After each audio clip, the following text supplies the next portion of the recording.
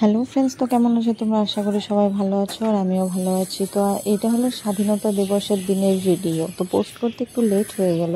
তো সাডেনলি সকাল সকাল ও বলছিল যে চলো আজকে মন্দির থেকে ঘুরে আসি। তো আমরা বঙ্গাইগাঁও মা বাগেশ্বরী মন্দিরে চলে গেলাম একদম। তো মায়ের গেটের সামনে গিয়ে আমরা সব কিছু পুজোর জন্য ফুল, প্রসাদ, ধূপ টুপ সব কিছু কিনে মন্দিরে প্রবেশ করলাম। তো মন্দিরে প্রবেশ করে প্রথমে হলো আমরা হাত পা ধুয়ে নেব, কারণ এত দূর থেকে এসেছি, পবিত্রতাই তো মেইন। তো পাটা ধুয়ে আমরা এখন মন্দিরে প্রবেশ করি। আর এটা দেখো মন্দিরের চারিপাশটা একদম কি শান্তি পরিবেশ। তো এবার আমরা মন্দিরে ঢুকে পুজোটা করে নিব। তো এখন আমি আর মাম্মাম আর পাপা তিনজনে মন্দিরের ভিতরে ঢুকছি। আর আমি দেখো মাম্মামকে বলছি যে তুমি আগে যাও।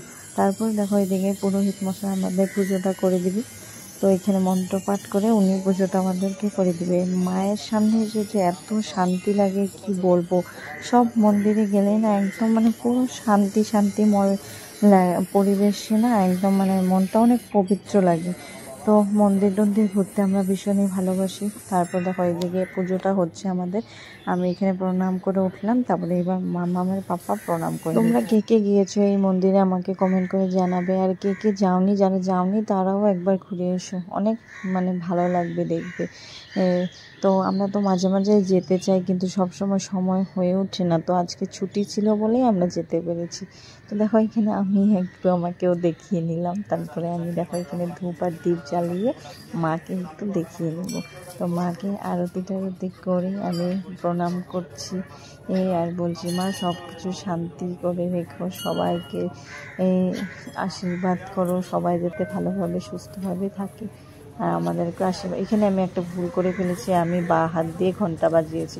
পরে ও আমাকে ভিডিওটা দেখে বলছে যে তুমি এটা কি করেছো, বা হাত দিয়ে ঘন্টা বাজাতে হয়। আমি ভুল করে বাজিয়ে ফেলেছি, কারণ আমার প্রদীপ আর ধূপ ছিল হাতে, তার জন্য আমি ভুল করে ফেলেছি। তো সরি, আর নেক্সট টাইম এরকম ভুল হবে না। তো আমার পরে ও দেখো এখানে ধূপ দ্বীপ সব কিছু দেখিয়ে মাকে প্রণাম করে নিচ্ছে। তো ওইদিকে দেখো অনেক লোকই দেখো পুজো করছে।